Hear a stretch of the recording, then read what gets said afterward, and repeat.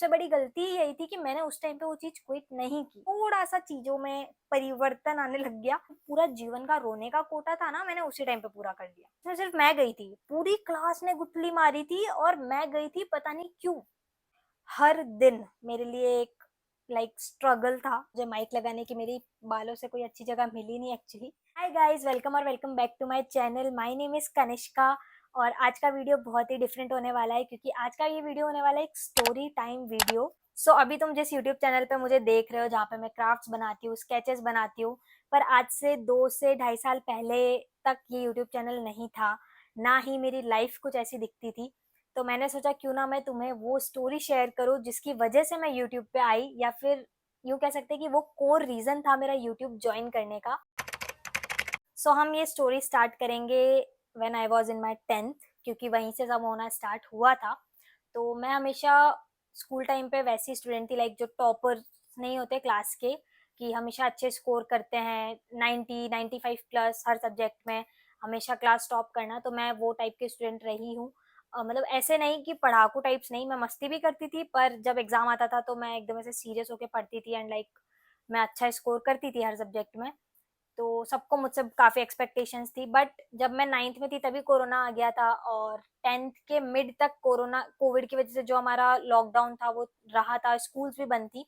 तो 10th में मुझे याद है हम लोग केवल 3 टू 4 मंथ्स के लिए हम स्कूल गए थे, बट उस टाइम पे मैंने उन 3 टू 4 मंथ्स में अच्छे से कवर करके जो फाइनल रिजल्ट था वो काफ़ी अच्छा आ गया था। 10th के बाद क्या हुआ था, हमारे स्कूल वालों ने एसआईपी स्टार्ट किया था। एक्चुअली एसआईपी होता है स्कूल इंटीग्रेटेड प्रोग्राम, जहाँ पे आप 11th-12th के साथ बच्चों को कॉम्पिटिटिव एग्जाम्स, साइंस के स्टूडेंट्स हैं तो जेईई एंड नीट की प्रिपरेशन करवाते हैं, और अगर आप कॉमर्स बैकग्राउंड से हो तो आपको सीए फाउंडेशन की प्रिपरेशन 11th-12th के साथ ही करवा देते हैं। तो सबसे पहले टीचर्स को था कि मैं एसआईपी ज्वाइन करूँ, और उस टाइम तक मेरा फिक्स नहीं था मुझे क्या स्ट्रीम लेनी है, बट हाँ, एक चीज़ मुझे फाइनल थी कि मुझे मैथ्स चाहिए, ईदर विथ कॉमर्स और विथ साइंस। तो मेरा था कि मुझे मैथ्स लेनी है, तो सबने कहा कि हाँ, साइंस मैथ्स ले लो, प्रिपेयर फॉर जेईई। सो उस टाइम तक मुझे जेईई के बारे में इतना नहीं पता था, बट हाँ, मुझे पता था कि ये बेसिकली इंजीनियरिंग के लिए एक एंट्रेंस टेस्ट होता है। मुझे उतना ही आइडिया था, ऑनेस्टली मुझे ज़्यादा नहीं पता था जेईई के बारे में। तो उस वजह से मुझे सबने कन्विंस किया, और मतलब होता है ना, 10th में आपका दिमाग तो नहीं चल रहा होता है ऑब्वियसली, क्योंकि आपका पता नहीं, मैं तो थोड़ी ऐसी थी, मतलब मैं ध्यान नहीं देती ज़्यादा, मुझे बस हाँ, किसी ने बोल दिया, मान लिया, ठीक है चलो भैया। तो 10th में मुझे सबने बोला तो मैंने सोचा हाँ, करके देख लेते, क्या ही है, हो जाएगा। ऐसे मतलब हाँ, नहीं लाइटली नहीं लिया था, बट मुझे ऐसा था कि कर लूँगी, सब कह रहे हैं कि हो जाएगा तो हो जाएगा, ठीक है। तो ऐसे करके जॉइन कर लिया। तो एक पॉइंट है कि मैं हमेशा है ना क्रिएटिव साइड में ज़्यादा रही हूँ, मैं एज़ अ क्रिएटिव पर्सन ज़्यादा रही हूँ, जैसे स्केचिंग करना, पेंटिंग करना, डांसिंग और पोएट्रीज़ लिखना, तो मुझे वो सब ज़्यादा शौक था। मैं ऐसे टेक्निकल चीज़ों में ना मेरा दिमाग चलता था और ना मुझे कोई ख़ास इंटरेस्ट था। तो जब भी मैं 10th में थी, तो मेरे रिलेटिव्स मुझे बोलते थे कि तू तो इंजीनियरिंग कर ले, अगर साइंस लेना है तो बहुत अच्छा फील्ड है। तो मैं सबको ये कहती थी कि नहीं यार, कुछ भी करूँगी, इंजीनियरिंग नहीं करनी मुझे, क्योंकि मेरा दिमाग टेक्नोलॉजी में है ही नहीं। बट फिर भी जब हमने 10th हुई तो एसआईपी इंट्रोड्यूस हुई और फिर मैंने एंट्री ले ली जेईई में, पता नहीं कैसे बट ले ली। तो अब स्टार्ट करते हैं कि जेईई की प्रिपरेशन स्टार्ट करने के बाद क्या हुआ मेरा। तो द फेज ऑफ 11th, तो एक्चुअली क्या हुआ था, कोरोना उस टाइम पे थोड़ा बहुत चल ही रहा था, मतलब ऐसे बिल्कुल भी खत्म नहीं हुआ था।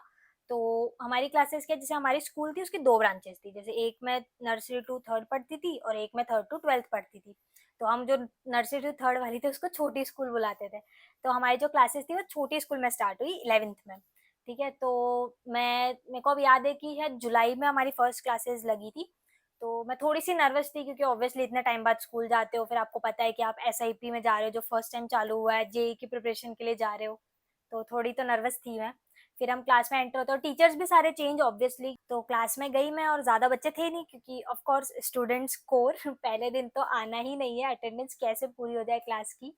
वैसे मैं भी ऐसे ही करती थी, बट सर ने स्पेशली बोला था कि आना है फर्स्ट डे, तो मैं गई थी। बट फिर भी बहुत ज़्यादा बच्चे नहीं थे हम लोग। और फर्स्ट डे तो ऑब्वियसली स्कूल का हो, कॉम्पिटिटिव एक का मतलब एसआईपी का हो, अच्छा ही जाता है, स्मूथ वगैरह इंट्रोडक्शन होता है और सिलेबस का ओवरव्यू मिलता है कि भाई एग्जाम कैसा है, वो सब वगैरह वो सब हुआ। और पढ़ाया तो भी वो बेसिक थिंग्स फर्स्ट चैप्टर की, तो सब अच्छा ही था, मेरे को लगा ठीक है यार, अच्छा चल रहा है, बढ़िया। मैथ्स में लॉगरिदम्स पढ़ाए थे मुझे याद है, और वो तो बढ़िया मेरे मस्त दिमाग में घुस गए थे। तो मेरे को लगा ठीक है, बढ़िया चल रहा है। और मिड 11th तक मतलब सब स्मूथ ही चल रहा था, क्योंकि ज्यादा कुछ लोड था नहीं, और स्टार्टिंग का जोश भी होता है, तुमको पता है कि करना है, हो जाएगा, यस कर लेंगे। तो स्टार्टिंग वाला जोश भी था, ना ज्यादा प्रेशर था। और मॉक टेस्ट भी, मतलब ऐसे मॉक टेस्ट हमें ऐसा था कि 2-3 चैप्टर हो जाएंगे उसके बाद स्टार्ट होगा।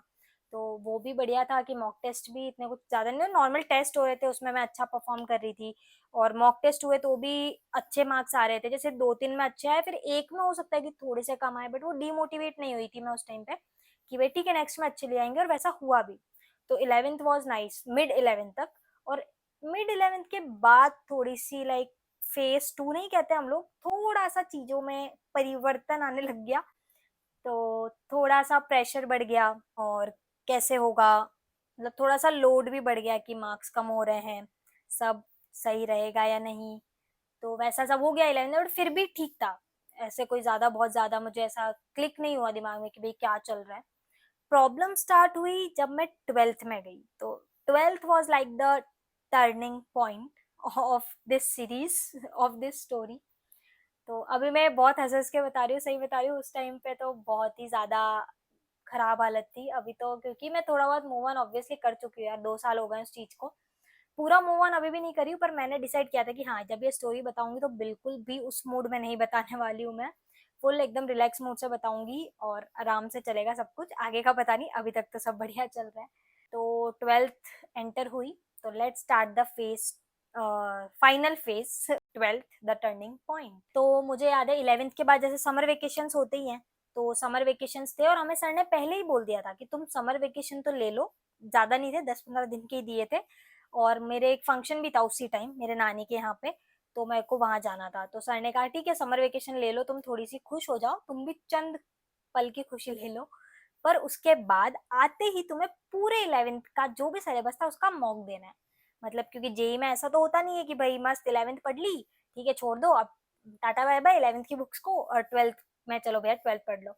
ऐसा नहीं होता है, पूरी 11th पूरी 12th ढंग से पढ़नी पड़ती है, क्योंकि उन दोनों का सिलेबस आता है। तो उसी टाइम ऐसा हो गया था कि कैसे देंगे कैसे देंगे। और मेरा तो मतलब थोड़ा थोड़ा विचार था कि मैं नहीं नहीं जाने वाली हूँ, क्योंकि मुझे पता था मैं फंक्शन में रहूंगी। ऐसा नहीं है कि खुद से नहीं जाने वाली थी, बट पता था फंक्शन में रहूंगी तो नहीं ही जा पाऊंगी। और शायद नहीं नहीं गई थी। मतलब एक मुझे याद आ रहा है, एक टेस्ट था जिसमें सिर्फ मैं गई थी, पूरी क्लास ने गुटली मारी थी और मैं गई थी, पता नहीं क्यों। कोई नहीं था क्लास में और टेस्ट था। तो नहीं, हाँ मुझे याद आ गया, सॉरी, थोड़ा 2 साल पहले की बात है ना। तो मुझे याद आ गया, जब ये 11th की समर वेकेशन थी ना, उसका जो लास्ट डे था ना, तब कोई नहीं आया था, केवल मैं गई थी। तो मुझे सर ने बोला था कि तू आई है तो तेरे को बता देता हूँ कि इस चैप्टर में से ज्यादा क्वेश्चन आएंगे। बट मन में तो मुझे था कि मैं तो आने ही नहीं वाली हूँ, क्योंकि हो सकता है मैं फंक्शन में रहूँ। तो मुझे याद है कि मैं नहीं गई थी उस टेस्ट में। फिर ऐसा टेस्ट सर ने ज्यादा कुछ कहा भी नहीं था, क्योंकि मेरी तरह ऑब्वियसली बहुत सारे बच्चे नहीं आए थे, क्योंकि पूरी 11th का टेस्ट सुनते ही बच्चों के ऐसे होश उड़ गए थे कि भैया क्या। तो फिर स्टार्ट होती है हमारी 12th। और 12th मतलब जितनी स्मूथ 11th स्टार्ट हुई थी उतनी ऑब्वियसली नहीं हुई थी, क्योंकि सर को पता था स्टार्ट स्टार्ट कुछ नहीं, अब चल रहा है भाई बढ़िया। 12th उसी हुई, टीचर्स कुछ चेंज हो गए थे हमारे। हाँ मैथ्स वाले सर हमारे परमानेंट थे, और बाकी चेंज हो गए थे फिजिक्स और केमिस्ट्री के। तो 12th के स्टार्टिंग में ही बर्डन आ गया था मुझे, 12th के स्टार्टिंग में ही लगने लग गया था कि यार कुछ तो गड़बड़ है। उन्हें कहते दया, कुछ तो गड़बड़ है। वैसे कुछ तो गड़बड़ लग गई थी मुझे स्टार्टिंग में। लाइक हाँ, मैं अगर डिमोटिवेट भी होती थी तो मेरे, क्योंकि 11th में भी मैंने सबसे ज्यादा हाईएस्ट मार्क्स से स्कोर कर लिया था क्लास वाले एग्जाम में। तो सब थे कि हाँ भैया तूने तो 11th में भी टॉप किया है, तू बढ़िया कर रही है, कर लेगी। तो मतलब जब भी मैं ऐसा फील होती है ना, तो दूसरे, मैं फील करूँ नहीं करूँ कोई मतलब नहीं है, दूसरे मुझे फील नहीं होने देते कि मैं मतलब डाउन जा सकती हूँ। मार्क्स अच्छा आते तो आपको लोग ज्यादा पुश करते हैं उस वजह से। तो बढ़िया आ गए थे मार्क्स, तो सब बोल रहे थे नहीं नहीं अच्छा है अच्छा है। और उस वजह से मेरे दिमाग में कभी आया नहीं कि मैं जेई छोड़ दूं, या फिर ये चीज मेरे लिए नहीं है। वो चीज मुझे रियलाइज नहीं हुई, क्योंकि एक तो होता है ना खुद से रियलाइजेशन आता है, बट वो तब आता है जब आप शांति से बैठ के उस चीज के बारे में सोचो। और मैंने कभी सोचा ही नहीं, मैं केवल हाँ बस चल रहा है, मार्क्स अच्छा आ रहा है, और भाई सब कह रहे थे कि होता है, अगर आप कॉम्पिटेटिव एग्जाम की तैयारी कर रहे हो तो कभी मार्क्स कम आएंगे, डिमोटिवेशन होगा, सब नॉर्मल है। तो ऐसे कर तो ऐसे करके ठीक था 12th तक। और मुझे याद है कि 12th के ज़्यादा नहीं 2-3 महीने ही निकले होंगे और उसके बाद से मैं मतलब ऐसे मार्क्स कम आ रहे हैं, ना ढंग से स्कोर कर पा रही हूँ, ना पढ़ रही हूँ। मुझे पता था कि मैं नहीं पढ़ रही हूँ अच्छे से क्योंकि मेरा मन ही नहीं करता था पढ़ने का। क्योंकि मुझे पता था उस टाइम तक मुझे रियलाइज़ हो गया था कि ये चीज़ किधर जा रही है, ये इंजीनियरिंग की तरफ जा रही है, टेक्निकल साइड जा रही है। तो मन ही मन मुझे रियलाइज़ हो गया था कि ये मेरे लिए नहीं है। बट मेरी सबसे बड़ी गलती ही यही थी कि मैंने उस टाइम पे वो चीज़ क्विट नहीं की। मैंने कहा नहीं, अब मैं घुस गई हूँ एक चीज़ में तो मैं करूँगी, मेरी आदत है। अगर मैं किसी चीज़ में घुस जाती हूँ तो मुझे ऐसा होता है कि उसको अच्छे से करना ही है। अच्छी चीज़ है बट एक पॉइंट के बाद नहीं। और वही रीज़न बना मेरे आगे की बहुत सारी प्रॉब्लम्स का। ना पढ़ाई हो रही थी, ना स्कोर अच्छा आ रहे थे। टीचर्स भी कहने लग गए थे कि क्या हो गया तेरे को एकदम से? स्टार्टिंग में सब बढ़िया था, मिड तक सब सही चल रहा था, अभी क्या हो गया? अब मैं सब कुछ मैं ऐसी पर्सन हूँ जो ज़्यादा ओवर शेयर नहीं करती हूँ। मैं पहली बार है कि मैं ये स्टोरी कैमरा पे बता रही हूँ, बाकी मैंने कभी आज तक किसी को खुल के नहीं बताया उस टाइम मैंने कैसा फ़ील किया था, मुझे कैसा लगता था, मैं किस फ़ेज़ से गई हूँ। तो ऐसे करके फिर ठीक था, मतलब रोज मैं ऐसा था कि लाइक डिप्रेशन नहीं कहेंगे बट एंजाइटीज होना, बहुत ज्यादा रोती थी। और जितना मैंने फेस नहीं किया उतना ज्यादा मेरे पेरेंट्स ने, भैया ने फेस किया है, क्योंकि वो मुझे देख देख के तंग हो गए थे कि मैं रो रही हूँ, बहुत ज्यादा एंजाइटी में हूँ, खाना नहीं खा रही हूँ सही से। तो वो सब चीजें मम्मी पापा को भी बहुत लाइक हर्ट करती थी। मम्मा कहती भी थी कि नहीं हो रहा है छोड़ दे, पर वही कि नहीं नहीं छोड़ूंगी। सो लाइक उस टाइम पे ना मतलब मैं छोटी-छोटी चीज़ों को लेके डिप्रेस्ड हो जाती थी। मेरे को याद है कि अक्टूबर नवंबर का टाइम था तो बोर्ड्स भी आने वाले थे, फ़ेब में हो जाते हैं बोर्ड्स 12th के। तो हमारे सर ने नॉर्मली हमको कहा कि तुम्हारा प्री बोर्ड रख देते हैं। रखते ही हैं कि जैसे आपके बोर्ड्स आने वाले हैं तो प्री बोर्ड्स होते हैं आपकी प्रैक्टिस के लिए। तो वो सुन के मैं रोने लग गई। बाकी प्री बोर्ड्स बहुत बड़ी चीज़ नहीं है। It is just a practice test कि आप कैसा परफ़ॉर्म कर रहे हो, आपको कितना आता है। तो उस टाइम पे वो ये सब चीज़ें बहुत ही ज़्यादा डिप्रेसिंग हो गई थी मेरे लिए। फिर एंग्ज़ायटी में रहना और मतलब खाना तो जैसे छोड़ ही दिया था। मतलब ये भूल गई थी कि हेल्थ इज़ अ प्रायोरिटी। उसको तो निकाल दिया था कि भई हेल्थ क्या होता है? खाना तो ज़रूरी नहीं है जीवन में। तो उसकी वज़ह से हेल्थ पे भी बहुत असर पड़ा था और अभी तक पड़ रहा है उन 2 साल का। क्योंकि जितना स्ट्रेस लिया था, जितना हेल्थ को लाइक छोड़ दिया था कि हेल्थ तो भाड़ में गई। ऐसा। तो उस वजह से बहुत ज़्यादा प्रॉब्लम्स हुई थी उस टाइम पे। 12th हो गई, फिर जनवरी में फर्स्ट अटेम्प्ट का टाइम आया और मुझे अंदर ही अंदर पता था कि इतनी अच्छी प्रिपरेशन नहीं है इतनी अच्छी कि निकल जाए फर्स्ट अटेम्प्ट में। फिर भी गई देने एग्ज़ाम और एज़ यूजुअल एग्ज़ाम एवरेज ही हुआ और जब रिज़ल्ट आया तो और ही गंदा है, बताने लायक ही नहीं है। ऐसे तो मेहनत करी थी, अब वो एंड लाइक 12th के मिड के बाद जो चीज़ें सही नहीं चली उस वजह से पूरा रिज़ल्ट की धज्जियाँ उड़ गई। अगले दिन गई स्कूल में, सर ने कहा ये क्या हो गया, मतलब रिजल्ट कहाँ गया। फिर 12th बोर्ड्स आए, उसमें भी बहुत मेहनत करी और बाकी फिर आया जेईई का सेकंड अटेम्प्ट और उसमें मैंने इम्प्रूव करा। तो बहुत ज़्यादा अच्छे नहीं आए थे तब भी 85 समथिंग ही परसेंट, 80 टू 85 के बीच में ही परसेंटाइल थे मेरे, जिससे कुछ नहीं मिलता है, एक गवर्नमेंट कॉलेज भी नहीं मिलता है ढंग का। पर मैंने एटलीस्ट इम्प्रूव किया था फर्स्ट अटेम्प्ट से। बट फिर भी वो पता था कि नहीं होगा। उसी के 1 महीने बाद 12th का रिजल्ट भी आ गया जो था 90% से थोड़े से कम। और मुझे हमेशा से था कि मुझे 90 अबव तो लाने ही है, क्योंकि वो माइंडसेट हमेशा से चलता आ रहा है 90 अबव। और 90 अबव नहीं आए तो फिर मैंने कहा ये क्या, जेई भी नहीं हुआ, बोर्ड्स भी नहीं हुआ, सब रह गया। कि मैंने कहा चलो काउंसलिंग तो करते हैं। सर ने कहा काउंसलिंग तो करना, भले क्या पता इस परसेंटाइल पे किस्मत से मिल जाए कोई कॉलेज, गवर्नमेंट कॉलेज मिल जाए क्या पता। और मिला भी था मुझे, वो मैं बताती हूँ। स्टार्ट करते हैं द फाइनल फेज जो कॉलेज का अलॉटमेंट फेज होता है कि आपको कॉलेज फिल करने हैं, आपको कौन सा कॉलेज मिलेगा। यहीं से चालू हुआ था मेरा जेईई को छोड़ने का phase, the phase why I left JEE. College fill कर दिए मैंने, अब आराम से सर ने बता दिया था कि ये कॉलेज हैं, इन हिसाब से कर लो। सीयूईटी भी दिया था, उसमें भी काफी अच्छा स्कोर था मेरा, तो मैंने दोनों भर दिए थे। मैंने कहा जेईई की काउंसलिंग तो भर देते, रीप करके एक काउंसलिंग होती है, क्योंकि ऑब्वियसली जेईई एडवांस के लिए तो मैं जनरल कैटेगरी में हूँ, तो उतना तो उसमें तो बिल्कुल ही नहीं होगा एडवांस के लिए कि मैं क्वालिफाई कर जाऊँ। तो मुझे मेंस के बेसिस पे ही था कि जो कॉलेज मिल सकता है। तो रीप भरा और उसमें मुझे फर्स्ट राउंड में एक गवर्नमेंट कॉलेज मिला भी। लाइक था गवर्नमेंट कॉलेज बट वो नहीं कहते कि ओके ओके कॉलेज था, कोई खास असर होना नहीं था वहाँ पे। तो वहाँ पे गई तो मैंने वहाँ से एडमिशन, फिर वो जेई की रीप में ऐसा होता है कि आप अपर, मतलब मैं बोल भी नहीं पा रही हूँ अब तो ढंग से। ऐसा था कि आप अपर अप्लाई कर सकते हो कि भाई मुझे ये कॉलेज नहीं चाहिए, मैं एक स्टेप अप जाना चाहती हूँ कि इससे अगर कोई बेटर कॉलेज मिल जाए मुझे तो जो फर्स्ट कॉलेज मिला था वो अप्रोक्स मिला था मुझे जुलाई जुलाई मिड के आसपास। और जो नेक्स्ट अपर कॉलेज की जो फाइनल कॉलेज की लिस्ट आने वाली थी वो आने वाली थी 18 अगस्त 2023। तो उस दिन मेरी दोस्त का बर्थडे था, मुझे याद है। तो मैं अपने दोस्त के बर्थडे पे गई थी, और उससे पहले का जो बीच का टाइम था ना, जुलाई टू अगस्त, हर दिन मेरे लिए एक लाइक स्ट्रगल था कि निकालना डेज कि क्या होगा। क्योंकि माइंड में था कि जो कर रही हूँ वो तो करना ही नहीं था, क्यों कर रही हूँ, पर फिर भी कर रही थी। उस टाइम तक भी अक्ल नहीं आई कि छोड़ दो भैया। 18 को मेरी दोस्त का बर्थडे था और उसको भी पता था कि मैं क्या फेस कर रही हूँ, तो उसने मुझे कहा था कि आजा, जो होगा देखा जाएगा। और उसके बर्थडे के टाइम पे ही कॉलेज मिल गया। एंड नॉट गोना लाई, बहुत बुरा कॉलेज नहीं था, it was a decent college. Private था बट अच्छा कॉलेज था। तो और जो मेरी एक और साथ में फ्रेंड थी जिसके अप्रोक्स मेरे से सेम परसेंटाइल थे हम लोगों के, तो उसको भी उसी टाइप का एक प्राइवेट कॉलेज मिला था। तो शी डिसाइडेड कि मैं तो ज्वाइन कर रही हूँ, बट अंदर ही अंदर मुझे ध्यान था मुझे नहीं करना है, या फिर घर आके यही जाऊं नहीं जाऊं। तो मैंने कहा पापा चलो एक बार कॉलेजेस देख के आते हैं, मतलब वो कॉलेज भी और आसपास जो जो कॉलेज हो सकते हैं बीटेक के लिए वो देख के आते हैं। तो गई मैं पापा के साथ, और वहाँ गई, उस कॉलेज में एडमिशन भी ले लिया, क्योंकि पता नहीं ले लिया।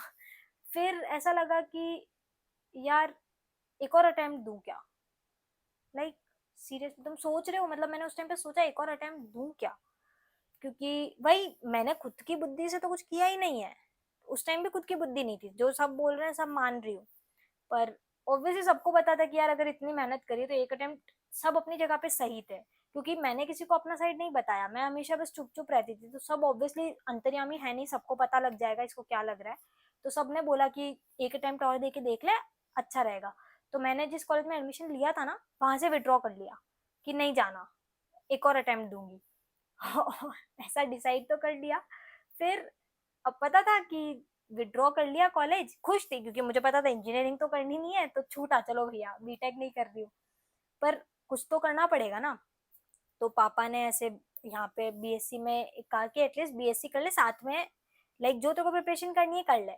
तो पापा ने वो कर दिया, और फिर मैंने कहा कि नहीं मैं तो जेई नहीं दूंगी वापस, और छोड़ दी मैंने प्रिपरेशन। ठीक है, बीएससी में एडमिशन ले लिया। और अब इंडिया में बीएससी से कुछ नहीं होता, या तो आप फर्दर एजुकेशन करो या फिर किसी और फील्ड में जाओ, कॉम्पिटेटिव एग्जाम की तैयारी करो। तो मुझे था कि मैं करूँ क्या। तो मैंने क्या, जब कोविड था ना तब स्केचिंग बहुत ज्यादा करी थी, ड्राइंग स्केचिंग क्राफ्ट, तो मुझे प्यार हो गया था उस चीज से। तो मैंने कहा चलो क्यों ना चालू करते हैं। और हमेशा से मेरा मन था कि मुझे वीडियोस बनाना है, मुझे लाइक अपना एक फेस, अपनी ब्रांड वैल्यू बनानी है। तो मैंने कहा ये टाइम मिला है तो चलो वीडियो डाल के देखते हैं। और जो मेरा फर्स्ट वीडियो था ना वो मैंने जब काउंसलिंग चल रही थी ना तभी डाल दिया था, क्योंकि इनसाइड में मुझे पता था कि मुझे क्या करना है, बस वो मैं एक्सप्रेस नहीं कर पा रही थी, एक्शन नहीं ले पा रही थी। तो फर्स्ट वीडियो उस टाइम डाल दिया, फिर गैप आ गया ये 1 डेढ़ महीने का। फिर मैंने वीडियो कंटिन्यू डालना चालू किया, और उस टाइम पे मुझे लगा कि अब मैं वो कर रही हूँ जो मैं करना चाहती थी, बाय गॉड सेक। अच्छा हो गया, चैनल चल गया मेरा, और मुझे ये चीज पसंद भी है। और मुझे आज भी वीडियोस बनाना, वीडियोस डालना, कभी मुझे ऐसा नहीं लगता कि मैं क्यों कर रही हूँ, वो क्वेश्चन आया ही नहीं माइंड में। तो फाइनली मैं अभी वो कर रही हूँ जो मुझे पसंद है। तो आई गेस यही थी मेरी जेई जर्नी। मैं बहुत ज्यादा ग्रेटफुल हूँ कि मैं इस प्लेटफॉर्म पे आई, और उससे भी ज्यादा ग्रेटफुल हूँ कि तुम लोगों ने मुझे इतना प्यार दिया। और आई होप कि आगे भी ऐसा प्यार देते रहो। और मैं वीडियोस बनाना कभी बंद नहीं करूंगी यार, क्योंकि मुझे बहुत पसंद है ये चीज, और इसने मुझे होप दिए तब जब मुझे लगा था कि मैं यूजलेस हो चुकी हूँ, मेरे से कुछ नहीं होगा। Thank you for watching. और पता नहीं ये वीडियो कितने मिनट का होगा, आई डोंट नो, बट जितने का भी हो प्लीज देखना, बहुत सारा प्यार देना। Till then see you in the next one, bye.